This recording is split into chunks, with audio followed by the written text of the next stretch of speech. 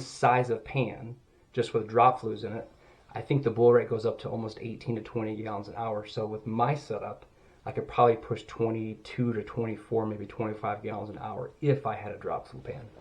But so it's all about surface area. The more surface area, the better off you are. So let's see.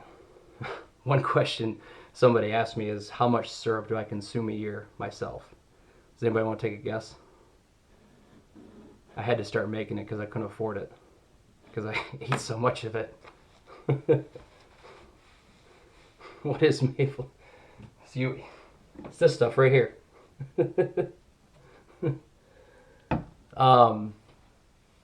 So I consume and I keep track of this stuff. I keep track of all the syrup that I sell. I keep track of all the syrup that I give away, because I give syrup to my neighbors to let me tap their trees.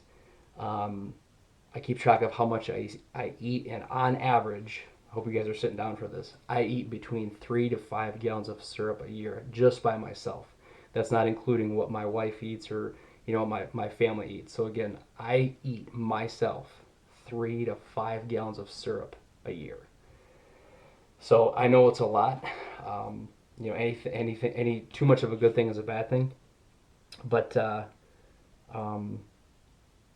where's that question at? Yeah, how much do I go through a year? So the nice thing about maple syrup, and some of you may or may not know this, but maple syrup is one of the best natural organic sweeteners that you can put in your body. So just like honey is also a very good sweetener for you. And why are maple syrup and honey such good sweeteners? The reason they're so good for you, because sweeteners typically aren't good for you, is they're naturally occurring. So your body actually knows what to do with syrup and honey. When you put like high fructose corn syrup, for example, or Mrs. Butterworth or Aunt Jemima, all those syrups that don't have maple syrup in them and all they've got is high fructose corn syrup, your body actually stores that sweetener and that sugar as fat because it doesn't know what to do with it.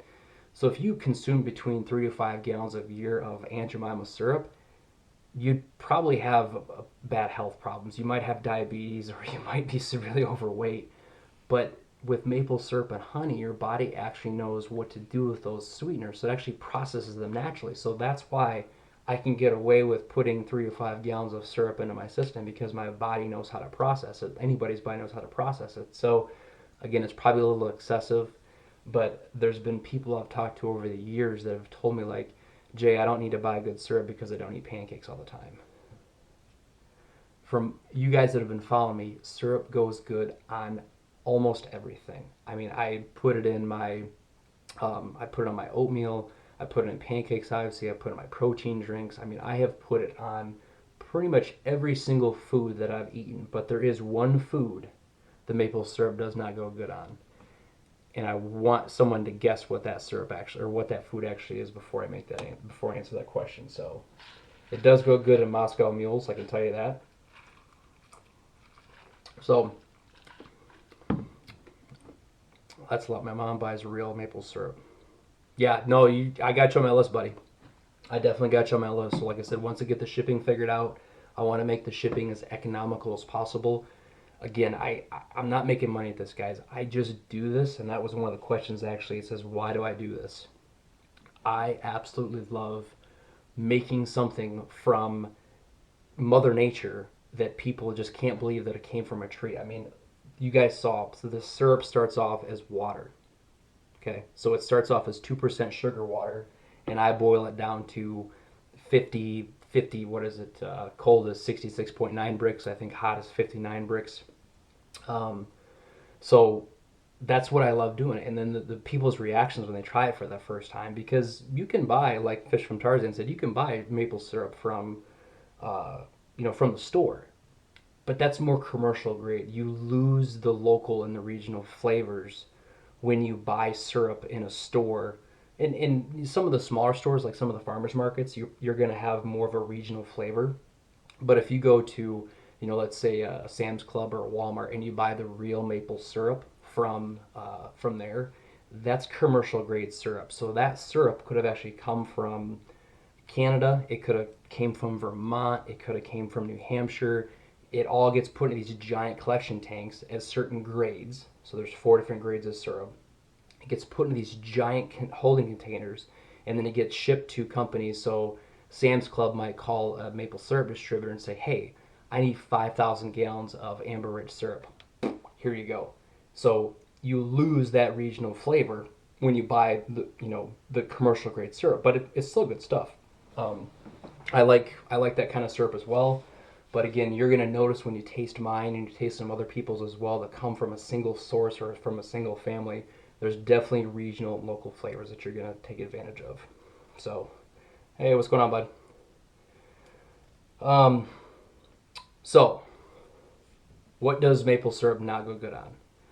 The only thing that I have found so far that does not go good on maple syrup. So brisket. You guys like brisket? I love brisket. I'm kind of a brisket snob actually. Um, I love just good old brisket. Don't need a knife to cut. If you take syrup, real maple syrup, and pour a little bit of syrup on brisket, it is life changing. It is so good. So, but anyway, the one food the maple syrup does not go good in is taco salad seasoning. So my wife makes great taco salad. I've never been a big fan of taco salad, but she mixes taco sauce with, I think it's Thousand Island dressing, and I try to mix some maple syrup in with it, and it's just not. It's not good. I mean, it's not terrible, but it's not great. It's not something like, oh, I got to try that again. Um, I've even taken, so you guys have seen, I've posted some stuff where I've got the jalapeno venison cheddar brats. I've taken just straight Heinz 57 ketchup and mixed maple syrup in with it and used that to dip my brats in. Um, and some people are like, Jay, that's gross. Why would you put maple syrup in ketchup? Well, a lot of barbecue sauces are tomato based, like ketchup. And then when you put syrup in it, what do you think a honey barbecue sauce is? It's instead of honey, it's maple syrup. So yeah, I've just taken straight Heinz 57 ketchup and put maple syrup in it. And that's how I get to putting 3 to 5 7 gallons of syrup a year into my body, or 3 to 5 gallons of syrup a year. So um, yeah, it's great on barbecue. I literally took some of my best friend John's barbecue sauce, his honey barbecue sauce, which is amazing, and I put 2/3 barbecue sauce and I mixed a third syrup into it. I mix it with Texas Pete. It's really good in Texas Pete for like a wing sauce or for a breast sauce. So I take on the back of a Texas Pete bottle. There's actually a recipe for a sweet honey Texas Pete sauce, and I just replace the honey with maple syrup, and it's really good on chicken breasts, really good on chicken wings. So definitely got to give that a try. So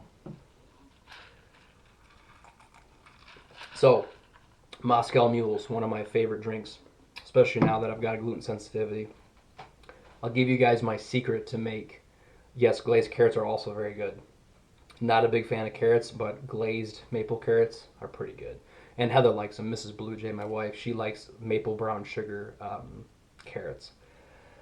So, if you guys want to know the perfect recipe for a Moscow Mule, I'll give it to you guys right now. So, in a big Tervis tumbler like this, 24-ounce Tervis tumbler, it's 2 shots of Tito's vodka, 2 shots of lemon juice, 1 shot of maple syrup, and then half a can of ginger beer. So here's the ginger beer, the Gosling's ginger beer that I use.